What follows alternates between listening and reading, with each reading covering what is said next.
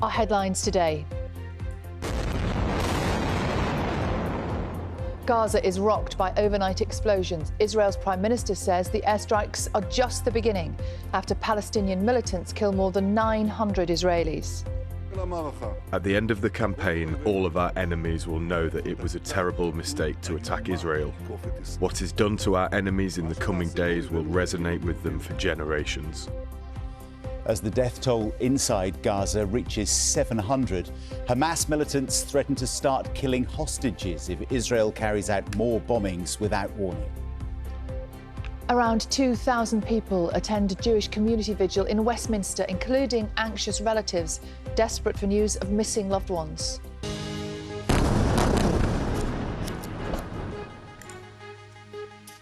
Gaza is now under near constant bombardment. The health ministry there says almost 700 people have been killed. We're going to have a look at today's newspapers and the conflict in Israel and Gaza, obviously dominating this morning's front pages. Let's start with the Telegraph here. They're reporting on that televised address from the Israeli Prime Minister Benjamin Netanyahu. It quotes him saying he vows to crush Hamas with a complete siege. Front page of the Mirror this morning has this headline, "Pray for the innocents." It's warning that a deadly escalation in the conflict has put thousands more innocent lives at risk. The Times reports that Hamas has threatened to murder a hostage for every unannounced Israeli strike on Gaza and to publish a recording of each execution. And The Sun leads with the Israeli Prime Minister Netanyahu's warning that this is only the beginning after his country's Air Force continued to hit targets in Gaza overnight. Dominating the front pages this morning. Now, after a third day of violence, the Metro pictures a girl standing among the rubble in Gaza City. Their headline there, "Hell on Earth." While the Financial Times pictures Gaza with the headline, "Israel enforces complete siege of Gaza."